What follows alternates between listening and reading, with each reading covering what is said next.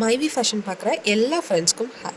இன்றைக்கி தம்ப்நெயில் பார்த்துட்டு தான் வந்திருப்பீங்க. பழைய நகையை கொடுத்துட்டு புதிய நகை எடுக்கும்போது நமக்கு என்னென்ன ப்ராஃபிட் கிடைக்கும், எப்படியெல்லாம் நம்ம லாஸ் ஆகும், எதெல்லாம் நம்ம கவனித்து வாங்கணும் அப்படிங்கிறத உங்களோட நான் ஷேர் பண்ணியிருக்கேன். வீடியோவை ஸ்கிப் பண்ணாமல் ஃபுல்லாக பாருங்கள். ஃபுல்லாக பார்த்தீங்க அப்படின்னாவே உங்களுக்கு ஒரு ஐடியா கிடைக்கும். ஸோ பழைய நகையை நீங்கள் கொடுக்க போகிறீங்க அப்படின்னா கண்டிப்பாக இந்த வீடியோ உங்களுக்கு 100% யூஸ்ஃபுல்லாக இருக்கும். பழைய நகையை கொடுத்துட்டு நம்ம புது நகை எடுத்தாலும் சரி, இல்லை நான் பழைய நகையை கொடுத்துட்டு பணம் மட்டும் கொஞ்சம் வாங்கிக்க போகிறேன் அப்படிங்கிற மாதிரி ஒரு தாட்டோடு நீங்கள் நகை கடைக்குள்ள நுழைஞ்சாலும் சரி, எது லாபம் எது நஷ்டம் அப்படிங்கிறத கண்டிப்பாக தெரிஞ்சுக்கிட்டு தான் போகணும். ஸோ தெரிஞ்சுக்காமல் நம்ம போய் கொடுத்துட்டோம் அப்படின்னா கண்டிப்பாக நம்ம நஷ்டத்தில் தான் வருவோம். ஆனால் நமக்கே தெரியாதது. ஸோ இப்போ எப்படியெல்லாம் நம்ம அதை கரெக்டாக பண்ணலாம் அப்படிங்கிறத நான் சொல்கிறேன். ஸோ மேக்ஸிமம் பார்த்திங்க அப்படின்னா பழைய நகையை கொண்டு போய் கொடுக்குறோம் அப்படின்னாலுமே எல்லா நகைக்கடையிலையும் ரொம்ப ரேட் கம்மியாக தான் நமக்கு எடுக்க பார்ப்பாங்க.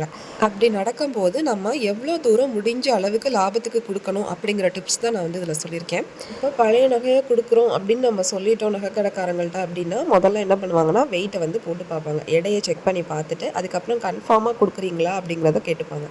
ஆமான்னு நம்ம சொன்னோம் அப்படின்னா உருக்குவாங்க. அந்த நகையை உருக்குறதுக்கு சொல்லுவாங்க. ஸோ அந்த நகையை உருக்குனதுக்கு அப்புறம் ஒரு எடை போட்டு பார்ப்பாங்க. ஃபர்ஸ்ட் என்ன பண்ணுவாங்கன்னா உருக்கியாச்சு. உருக்குனதுக்கு அப்புறம் அன்னைய ரேட்டை போடுவாங்க. ஸோ உங்களுக்கு ஒரு எக்ஸாம்பிளுக்கு ஒரு 10 கிராம் நகை கொண்டு போகிறீங்க அப்படின்னா உருக்கிட்டு அன்னைய ரேட் அந்த நகை 10 கிராம் இருக்குது அப்படின்னா 10 கிராமுக்கு மேலே நீங்கள் கொண்டு போயிருப்பீங்க. ஸோ உருக்குனதுக்கப்புறம் உங்களுக்கு எவ்வளோ இருக்குது, கல்லெல்லாம் ஸ்டோன் இது மாதிரிலாம் இருந்துச்சு அப்படின்னா அதெல்லாம் ரிமூவ் பண்ணிவிட்டு ஒரு 10 கிராம் ரவுண்டடாக இருக்குது அப்படின்னு ஒரு எக்ஸாம்பிளுக்கு சொல்கிறேன். 10 கிராம் இருக்குது அப்படிங்கும்போது அன்னைய ரேட்டு போட்டாங்க அப்படின்னா இப்போ 12,000 ரூபாய். ஸோ 10 கிராம் இன்ட்டு 12,000 ரூபாய் எவ்வளோ அப்படின்னா 1,20,000 உங்கள் கையில் கொடுக்கணும். ஆனால் அப்படி உங்களுக்கு வராது. ஒரு கிராமுக்கு 200 300 அப்படின்னு முதல்ல கழிச்சிருவாங்க. ஒரு சில கடைகளில் பார்த்தீங்க அப்படின்னா கிராம் கணக்கில் கழிப்பாங்க. இப்போ 10 கிராம் இருக்குது அப்படின்னா ஒரு கிராமுக்கு இவ்வளவு அப்படிங்கிற மாதிரி அமௌண்ட் போட்டு கழிப்பாங்க. ஒரு சில கடைகளில் பார்த்தோம்னா மொத்த எடை இவ்வளவு இருக்குது, அதில் இவ்வளோ மில்லிகிராம்ஸ் கழிக்கிறோம் அப்படின்னு சொல்லி 100 கிராம் மில்லிகிராம்ஸ் 200 மில்லிகிராம்ஸ் இப்படி மில்லிகிராம் கணக்கில் கழிச்சிருவாங்க. இன்னும் சில கடைகளில் பார்த்தோம் அப்படின்னா நமக்கு மொத்தம் ஒரு அமௌண்ட் வந்துருச்சு. இப்போ 1,20,000 10 கிராமுக்கு இருக்குது நமக்கு அப்படின்னா, ஸோ அந்த 10 கிராமுக்கு 1,20,000 அப்படிங்கிற பட்சத்தில் அந்த மெயினான அமௌண்ட் என்னது 1,20,000 இருக்கு இல்லையா, அதில் பர்சன்டேஜ் கணக்குப்படி கழிப்பாங்க. 1%, 2%, 3% இது மாதிரியெல்லாம் கழிக்கிறதுக்கு வாய்ப்பு இருக்குது. இதில் உங்களுக்கு எது பெஸ்ட்டாக இருக்கும் அப்படின்னு பார்த்தீங்க அப்படின்னா முதல்ல நீங்கள் இந்த 200 கழிக்கிறத நீங்கள் வச்சுக்கிட்டீங்க அப்படின்னா உங்களுக்கு 11,800 12,000 கிராமுக்கு 11,800 வரும். ஸோ 11,800 உங்களுக்கு கிராமுக்கு போடுவாங்க. ஸோ ஒரு கிராமுக்கு 200 கழிச்சிருவாங்கன்னு நான் சொல்லியிருக்கேன். ஸோ அப்போ 10 கிராமுக்கு எவ்வளோ கழிச்சிருவாங்கன்னு பார்த்துக்கோங்க. 2,000 கழிப்பாங்க.